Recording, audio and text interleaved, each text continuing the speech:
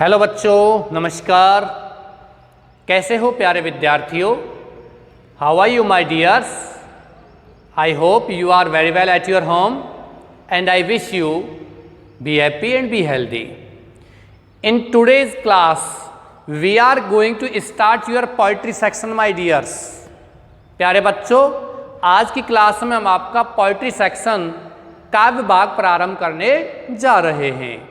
काव्य भाग में आपके बुक में, आपके सिलेबस में 4 पोएम्स दी हुई हैं। 4 पोएम्स कौन कौन सी दी हुई हैं? जिसमें आपकी पहली पोएम कौन सी है? रिस्क है। पहली पोएम कौन सी है? रिस्क, जोखिम। और इसके कवि कौन हैं? Janet Rand. कौन है? Janet Rand. दूसरी कविता का नाम है आपका माई गुड राइट हैंड। और तीसरी कविता का नाम है आपका लोटस। चौथी कविता का नाम है आपका an elegy on the death of a mad dog. दूसरी poem my good right hand में कवि बताना चाहते हैं मेरा अच्छा दाहिना हाथ, यानी परिश्रम के बारे में बताना चाहते हैं। तीसरी पोएम की बात करते हैं तो तीसरी पोएम है लोटस, कमल। कमल का फूल, यानी कि कवयित्री उसमें ये बताना चाहती है कि संसार में सबसे सुंदर फूल किसका होता है? कमल का होता है। कमल के फूल के सुंदरता के बारे में वो कविता दी हुई है।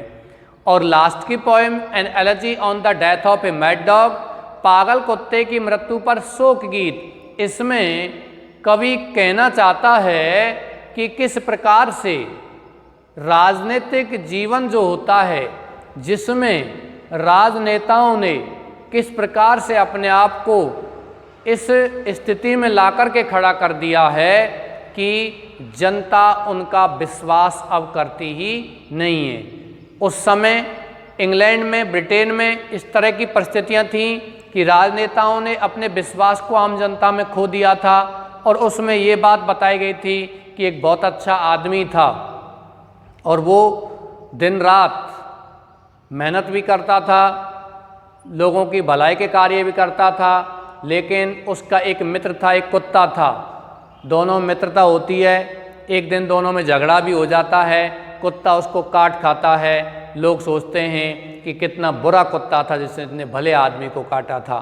लेकिन होता क्या है बच्चों, उसमें वो बुरा आदमी, जो भला आदमी होता है ना, वो तो बच जाता है और कुत्ता मर जाता है। यानी कि ये बात बताई गई कि वो आदमी इतना जहरीला था, वो भला आदमी जिसको लोग भला समझते थे, वो एक राजनीति से प्रेरित व्यक्ति था, तो वो बच गया था और कुत्ता मर गया था। वो उस ऐसी कविता उसमें दी गई है। ऐसे ही आपको ध्यान रखना है प्रिय विद्यार्थियों, ये जो पोएम है आपकी 4 पोएम्स हैं। You have to remind the name of the poems and the name of the poets. कविता और कवि दोनों का नाम आपको याद रखना है, क्योंकि आपको कविताओं में 2 चीज़ें आती हैं। एक तो आता है क्वेश्चन आंसर, एक आते हैं आपको एक्सप्लेनेशन, यानी कि व्याख्या। रिस्क पोएम में आपको व्याख्या भी दी हुई आती है। व्याख्या किस प्रकार से आपको करनी है? रेफरेंस, कंटेक्स्ट, एक्सप्लेनेशन लिखते हुए आपको व्याख्या करनी है। और उन व्याख्याओं में विशेष आपको ध्यान रखना है कि आपको एग्जाम में 2 व्याख्या दी जाती हैं बोर्ड एग्जाम में, उन दोनों में से किसी एक का आपको व्याख्या करनी होती है। ये 4 अंकों की आती है। और इसके अलावा क्वेश्चन आंसर भी आते हैं 4 पोएम में से। क्वेश्चन आंसर आपको आएंगे 3, और उन 3 में से किसी 2 का आपको जवाब देना है, किन्हीं 2 का जिसको आप अच्छी तरह से जानते हो। और वो दोनों क्वेश्चन आपके 5 नंबर के आएंगे। इस प्रकार से ये 9 नंबर की आपकी व्याख्या आती, वो क्वेश्चन आंसर और व्याख्या आते हैं। मतलब 9 नंबर का आपका टोटल पोइट्री सेक्शन का विभाग दिया गया है। चलिए हम रिस्क पोएम से प्रारंभ करते हैं। कवि का नाम है जेनेट रैंड। जेनेट रैंड अपने आप में एक महान कवि माने जाते हैं, लेकिन इन्होंने जीवन को एक फिलॉसफी, एक दर्शन शास्त्र के रूप में लिया है और मानव जीवन को एक अलग प्रकार से इन्होंने दर्शाया है। मानव जीवन की गतिविधियों को उसने देखा है और इन्होंने ये कहा है कि जीवन की प्रत्येक चीज़, इस कविता के बारे में बताते हैं कि जीवन की प्रत्येक चीज़ में क्या है, जोखिम है। जीवन की छोटी से छोटी चीज़ में क्या है, जोखिम है। Everything we do has some type of risk. प्रत्येक छोटा सा छोटा कार्य जिसको हम करते हैं उसमें किसी न किसी प्रकार का क्या है, जोखिम है। बार बार कहते हैं हंसने में भी जोखिम है, रोने में भी जोखिम है। यदि आप किसी दूसरे व्यक्ति के पास जा रहे हो उसमें भी जोखिम है, और अपने आइडियाज़, अपने विचारों को, अपने सपनों को यदि किसी दूसरे के लिए बता रहे हो तो उसमें भी क्या है, जोखिम है। कवि इस बात को बताते हैं कि जीवन की प्रत्येक चीज़ में जोखिम है। लेकिन अंत में कवि कहते हैं कि जोखिम हमें अवश्य लेना चाहिए। We should take risk in our life because if we do not take risk in our life it is the greatest hazard, greatest risk. यानी कि सबसे बड़ा जोखिम क्या है, जोखिम नहीं लेना ही सबसे बड़ा जोखिम है।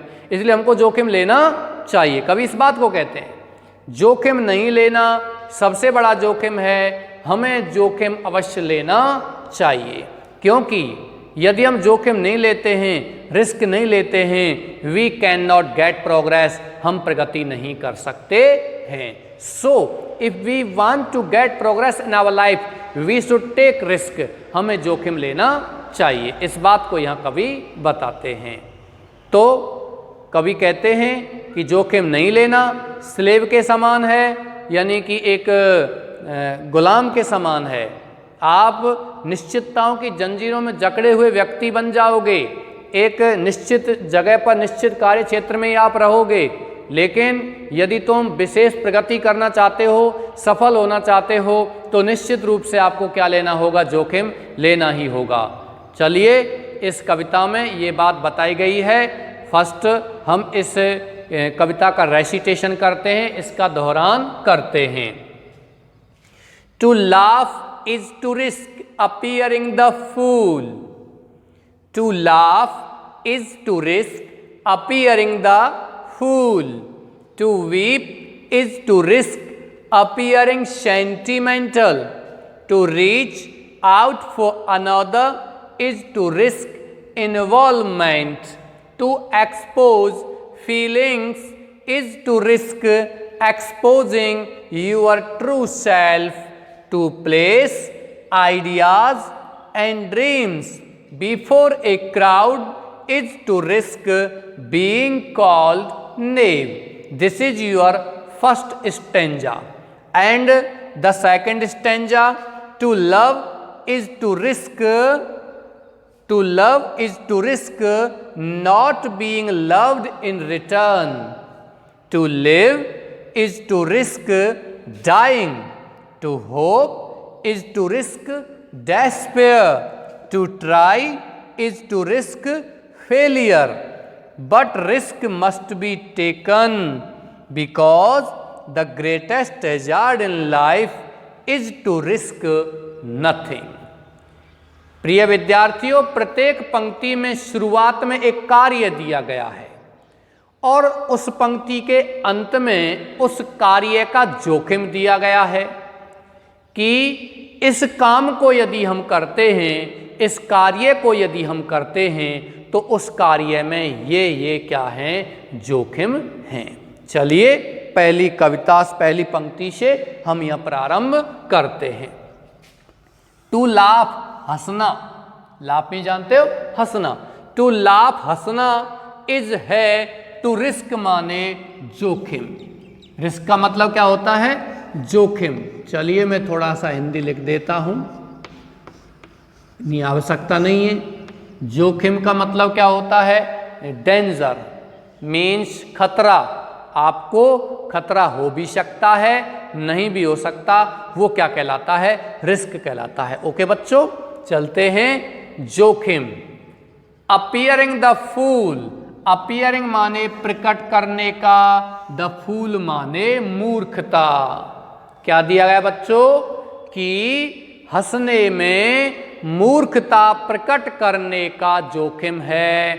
टू लाफ माने हंसना, इज है टू टू रिस्क माने जोखिम, अपीयरिंग प्रकट करने का, द फूल माने मूर्खता। हंसना ही मूर्खता को प्रकट करने का जोखिम है।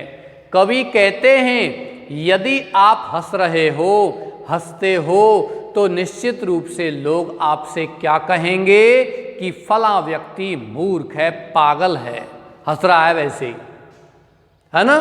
तो ये क्या है, अपीयरिंग द फूल, मूर्खता को प्रकट करने का जोखिम। चलिए सेकंड जो पंक्ति है उसको देखते हैं। टू वीप, अब दूसरा कार्य क्या है, रोना।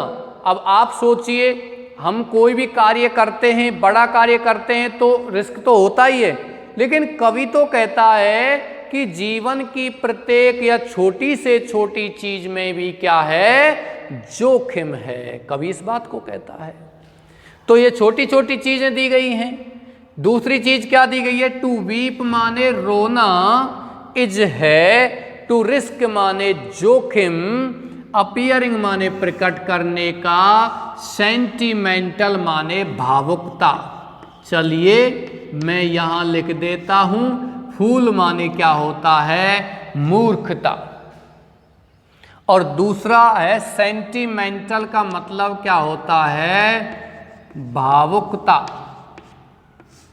हंसने में मूर्खता प्रकट करने का जोखिम है और रोने में भावुकता प्रकट करने का जोखिम है। यानी कि यदि आप रो रहे हो तो लोग क्या कहेंगे कि फला व्यक्ति बहुत ही भावुक है।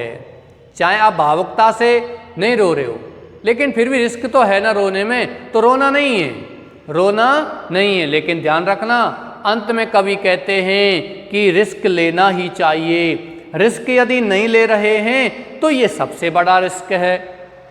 तो समझ में आ गया, दो पंक्ति समझ में आ गई। मैं दोबारा से बताता हूं, टू लाफ हंसना, इज है, टू रिस्क माने जोखिम, अपीयरिंग माने प्रकट करने का, बताने का, द फूल मान मूर्खता, मूर्खता को प्रकट करने का, मूर्ख बताने का, मूर्ख होने का क्या है, जोखिम है यदि आप क्या कर रहे हो, हंस रहे हो। और दूसरी पंक्ति में क्या बताया गया है कि यदि आप रो रहे हो, रोने में किसका जोखिम है, भावुकता प्रकट करने का जोखिम है। यदि आप रोते हो तो लोग क्या कहेंगे, फला व्यक्ति बहुत ही क्या है, सेंटिमेंटल है, बहुत ही भावुक है। चलिए तीसरी पंक्ति पढ़ते हैं। टू रीच आउट माने पहुंचना।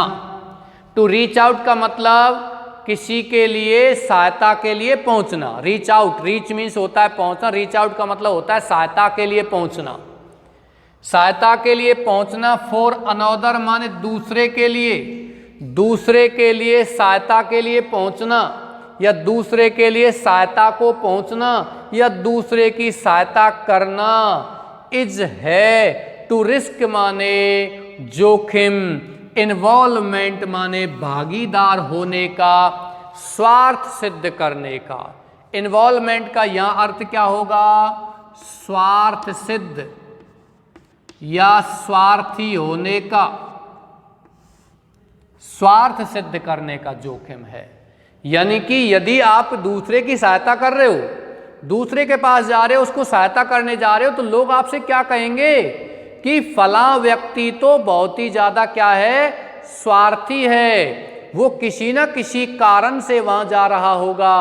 फला व्यक्ति की सहायता इसने की है तो किसी ना किसी स्वार्थ के बसीभूत होकर की है। समझ में आ गया।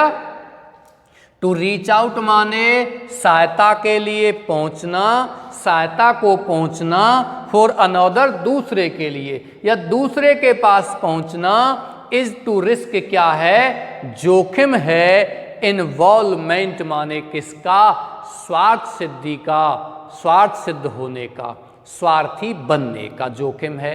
यदि आप दूसरे की सहायता कर रहे हो तो समझिए कि आप स्वार्थी बन रहे हो। To expose feelings, to expose माने उजागर करना। एक्सपोज मीन्स क्या होता है, उजागर करना, बताना। फीलिंग्स माने भावनाओं को, अपनी भावनाओं को बताना, अपनी भावनाओं को उजागर करना। अपनी मन की बातों को उजागर करना, इज है टू रिस्क माने जोखिम, एक्सपोजिंग माने उजागर करने का, यूर अपनी ट्रू सेल्फ माने सच्चाई, सत्यता। यदि आप अपनी भावनाओं को किसी दूसरे के लिए बता रहे हो, अपनी भावनाओं को आप दूसरे के लिए उजागर कर रहे हो, तो उसमें किसका जोखिम है? अपनी सत्यता को बताने का जोखिम है, अपनी सच्चाई को बताने का क्या है? जोखिम है। ओके डियर्स, चलते हैं आगे। इस स्टेंजा का लास्ट पंक्ति है, ये समझ में आ गई तीनों चारों पंक्ति। To place ideas, to place माने रखना, ध्यान रखना बच्चों, प्लेस मान स्थान ही नहीं होता है। Place is a noun means स्थान, but place is also a verb and it is the first form of the main verb, second form is placed and third form is also placed. Okay, place ideas, ideas माने विचार, विचारों को रखना, and dreams और स्वप्नों को रखना। Ideas माने विचार, ड्रीम्स माने स्वप्न। अपने विचार और स्वप्नों को रखना बिफोर ए क्राउड, भीड़ के सामने, जनता के सामने, पब्लिक के सामने। आप अपने विचारों को, अपने ड्रीम्स, अपने सपनों को, अपने ख्वाबों को दूसरों के लिए या जनता के लिए बता रहे हो। इज टू रिस्क, तो उसमें जोखिम है। बीइंग कॉल्ड नेव, बीइंग कॉल्ड माने कहलवाने का, नेव माने अनाड़ी। यदि आप अपने विचारों को, अपने सपनों को जनता के सामने बता रहे हो, तो नेव माने अनाड़ी, कहलवाने का जोखिम है। अनाड़ी किसे कहते हैं? नौसिखिया, नया सीखने वाला। नौसिखिया का मतलब जो जानता कुछ नहीं है और बड़ी बड़ी डींगे मारता है, वो क्या कहलाता है? नेव। अनाड़ी जिसको अनुभव कुछ नहीं है और कहता है कि मैं ये सब जानता हूँ। तो यदि आप अपने स्वप्नों को, आप कहते हो आप 10th क्लास में पढ़ रहे हो और आप अपने स्वप्नों को, आपके अंदर कोई स्वप्न, आपने ड्रीम बना रखा होगा कि मुझे भविष्य में डॉक्टर बनना है, मुझे भविष्य में इंजीनियर बनना है, मुझे प्रशासनिक सेवा में जाना है, मुझे अध्यापक बनना है, मुझे ये बनना है, मुझे ये बनना। तुम्हारा जो स्वप्न होगा कि मैं ये कुछ नहीं करना चाहता। कुछ बच्चे ऐसे भी सोचते हैं कि मैं सरकारी नौकरी मुझे करनी नहीं है, मुझे तो स्वयं का बिजनेस सेटअप करना है, व्यापार करना है, बिजनेस करना है। यदि वो इन बातों को किसी से कहता है, जनता से कहता है, तो लोग आपको क्या कहेंगे? बावड़ो ही तो भैया, कहेंगे नहीं कहेंगे, है ना? इसलिए आप अपने स्वप्नों को, अपने विचारों को, अपने ख्वाबों को दूसरे के लिए मत बताओ। अंदर उन विचारों को आप ताकत दो, अंदर उन विचारों को ताकत दो आप। ओके, चलिए आगे चलते हैं। नेव माने अनाड़ी। मैं आपको एक बार फिर इनको रिसाइट करूंगा, do not worry my dears. एक बार दोनों स्टेंजा जो ही समाप्त हो जाएंगी, मैं जल्दी से फिर एक बार और इसको क्या कर दूंगा? बता दूंगा। ओके डियर्स, चलिए। To love is to risk not being loved in return. देखिए वही बात है, यहां कोई कार्य किया गया है, सभी में यहां कार्य किया गया है, और यहां अंत में क्या दिया गया है? उस कार्य का जोखिम दिया गया है। उस कार्य का क्या दिया गया है? जोखिम दिया गया है। उसी प्रकार से इस स्टेंजा में भी कार्य कौन सा है? To love. To love means क्या होता है? प्रेम करना, स्नेह करना। इज टू रिस्क क्या है? जोखिम है। नॉट बीइंग लव्ड, प्रेम नहीं किया जाए, इन रिटर्न माने बदले में। ये जरूरी थोड़ी है कि कोई आपसे स्नेह करे, आप किसी से स्नेह करें मान के चलिए, और यदि आप स्नेह नहीं करें तो कोई दिक्कत ही नहीं, लेकिन आप किसी स्नेह करते हो और वापस आपसे कोई स्नेह ना करे, आप दो बच्चे हैं, दोनों बच्चे आपस में मित्र हैं, दोनों एक दूसरे स्नेह करते हैं कि फला मित्र मेरा बहुत अच्छा मित्र है, लेकिन उस स्नेह में क्या है, जोखिम है। किस बात का जोखिम है कि आपको वापस आपका मित्र स्नेह करे ना करे। हालांकि मैं ये नहीं कह रहा हूं, लेखक भी कभी भी नहीं कह रहे इस बात को, बिल्कुल स्नेह करेगा, आपका मित्र है तो, लेकिन एक जोखिम तो है। जरूरी थोड़ी है कि वो आपसे आपकी ही तरह स्नेह करे, बिल्कुल नहीं। माता पिता बच्चों से स्नेह करते हैं, लेकिन जरूरी थोड़ी है कि बच्चे उसी प्रकार से माता पिता से स्नेह करें या माता पिता का वो सम्मान करें, ये जरूरी नहीं है, लेकिन होना चाहिए, जरूरी है, होना चाहिए। ओके बच्चों, चलते हैं। तो प्रेम करने में, स्नेह करने में किस बात का जोखिम है कि वापस आपको स्नेह प्रेम मिले या ना मिले। टू लिव, जीवन जीने में, इज टू रिस्क, जोखिम है। डाइंग मान किसका, मृत्यु का। डाइंग प्यारे बच्चों, DIE, डाई मीन्स मरना, यह है आपकी वर्ब, और इस वर्ब में हमने क्या लगा दिया, ING, DYING, ये हो गई आपकी वर्ब की फर्स्ट फॉर्म में ING, ये नाउन बन गई, संज्ञा बन गई है ये। लेकिन ध्यान रखना, किसी भी मेन वर्ब की फर्स्ट फॉर्म के पीछे ई आता है तो ई को हटाकर ING लगाते हैं, और IE आता है तो IE को हटाकर YING लगाते हैं। जैसे डाइंग, जैसे कि LIE, लाई, इसको IE को हटा देते हैं, क्या हो जाता है, LYING, लाइंग। ओके, चलिए। टू लिव, जीवन जीना, इज टू रिस्क, जोखिम है। डाइंग माने मरने का, मृत्यु। हम जीवन जी रहे हैं, हम क्या जी रहे हैं, जीवन जी रहे हैं, तो निश्चित रूप से किसका जोखिम है, हमें मरने का जोखिम है कि एक न एक दिन हमें मरना ही पड़ेगा। One must die, one day, later और सूनर, किसी न किसी व्यक्ति को या प्रत्येक व्यक्ति को किसी न किसी दिन एक दिन मरना ही पड़ेगा, चाहे वो जल्दी या बाद में। तो जीवन जीने में किसका जोखिम है, मरने का जोखिम है, लेकिन हमें जोखिम लेना चाहिए। हम जोखिम नहीं लेंगे फिर जीवन जिएंगे ही नहीं, वो गलत है। चलिए, वो आगे बताया गया है, जीवन जीने में किसका जोखिम है, मरने का। ये आपसे प्रश्न पूछा जा सकता है, हंसने में किसका जोखिम है, रोने में किसका जोखिम है, किसी के पास पहुंचने में किसका जोखिम है, भावनाओं को व्यक्त करने में किसका जोखिम है, अपने विचारों को रखने में किसका जोखिम है, स्नेह में किसका जोखिम है, और जीवन जीने में किसका जोखिम है। टू होप, आशा करना, इज टू रिस्क, जोखिम है। डेस्पेयर माने क्या होता है, निराशा। डेस्पेयर मीन्स क्या होता है, निराशा। यदि आशा करते हो तो निराशा का जोखिम है। मान के चलिए आपके पापा मार्केट गए हुए हैं और आप आशा करते हो कि पापा मार्केट से फलां चीज़ लेके आएंगे, खाने के लिए कुछ फ्रूट वगैरह लेके आएंगे, या कुछ ड्राई फ्रूट्स लेके आएंगे, या आपके लिए कोई और सामान लेके आएंगे, या गर्मी पड़ रही कूलर लेके आएंगे। और यदि किसी कारण से पापा वो चीज़ लेके नहीं आए तो निराशा हाथ लगेगी ही।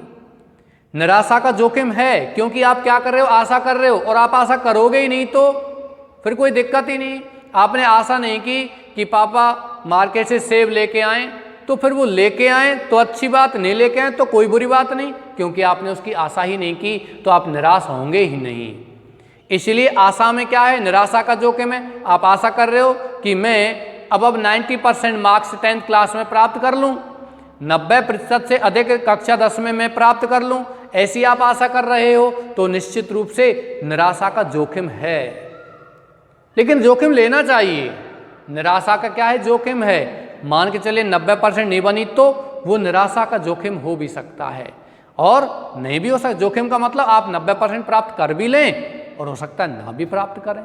तो आशा यदि हम करते हैं तो उसमें किसका जोखिम है, निराशा का जोखिम है। चलिए, टू ट्राई, कोशिश करना, इज टू रिस्क, जोखिम है। फेलियर माने असफलता का। यदि हम कोशिश कर रहे हैं तो असफल होने का जोखिम है। हम 10th क्लास के एग्जाम दे रहे हैं, 10th क्लास पास करने की कोशिश कर रहे हैं, तो हमें निश्चित रूप से फेल होने का जोखिम है।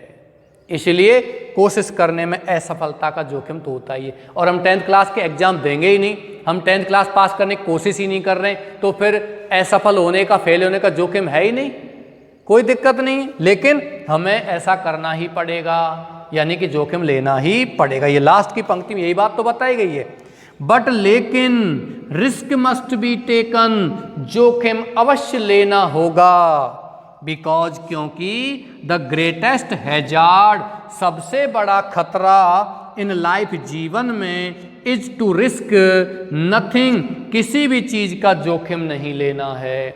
सबसे बड़ा खतरा क्या है कि हम जीवन में किसी चीज का जोखिम ना लें, ये सबसे बड़ा खतरा है।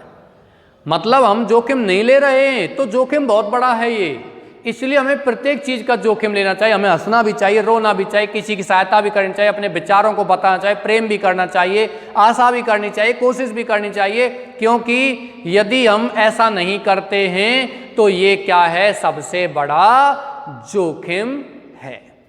ओके बच्चों, दोबारा से आप ले सकते हो। हंसने में किसका जोखिम है? हंसने में जोखिम है मूर्खता का, रोने में जोखिम है भावुकता का, और अपने किसी दूसरे के पास पहुंचने में किसका जोखिम है? स्वार्थ सिद्ध होने का, और किसी भावनाओं को किसी के लिए बता रहे हो तो उसमें जोखिम है सच्चाई को बताने का, सत्यता को बताने का। यदि अपने विचारों को, अपने सपनों को, ख्वाबों को दूसरों के सामने रख रहे हैं तो अनाड़ी कहलवाने का जोखिम है।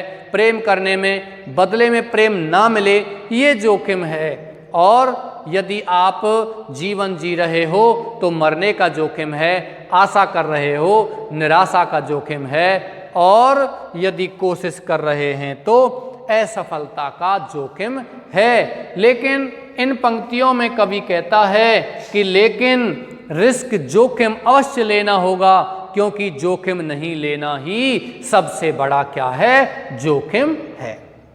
प्यारे बच्चों, ये आपकी पोएम हो चुकी है। आपकी किताब वगैरह आप ले आएँ तो अच्छी बात है। यदि किसी बच्चे के पास किताब नहीं है, कोई दिक्कत नहीं है, क्योंकि ये जितनी भी आपकी 4 पोएम्स हैं, इन चारों पोएम्स को मैं यहाँ बोर्ड पर लिख करके आपको बताऊंगा। डू नॉट वरी, लेकिन नोटबुक आप अवश्य रखिए। इसके अलावा यदि आपके पास किताब नहीं भी है और मैं गद्य वाक्य कराता हूं तो आपको स्क्रीन पर पूरा किताब मिल जाएगा। Do not worry my dears. इसी के साथ ये आज की क्लास में समाप्त करता हूं, लेकिन मैं ये आशा करता हूं कि आपको ये पंक्तियां अवश्य समझ में आई हैं। अगले क्लास में आपकी जो बची हुई इस कविता के स्टैंजा हैं, खंड हैं, छंद हैं, बचे हुए पंक्तियां हैं, वो पंक्तियां भी आपको इसमें करवा दी जाएंगी, लेकिन अगली क्लास में करवाई जाएंगी। इसमें से कोई भी स्पेलिंग या किसी भी पंक्ति को यदि आपको हिंदी ट्रांसलेट करने में, व्याख्या करने में, समझने में यदि आपको कोई प्रॉब्लम हो तो फिर आप मुझे कमेंट बॉक्स में डाल सकते हो, अन्यथा मेरे व्हाट्सएप नंबर पर आप मैसेज भी सेंड कर सकते हो। ओके प्रिय विद्यार्थियों, ये पोएम को आप दोबारा से वीडियो को पॉज करते स्क्रीनशॉट ले लीजिए, इसका स्क्रीनशॉट ले लीजिए, और उसके बाद इस पोएम को आप दोबारा से स्वयं पढ़ें, दोबारा से इसको स्वयं पढ़ने का प्रयत्न करें, और एक एक शब्द का आप हिंदी अर्थ करते हुए पढ़ें, और ये जानें कि कहाँ कौन सी चीज़ दी गई है।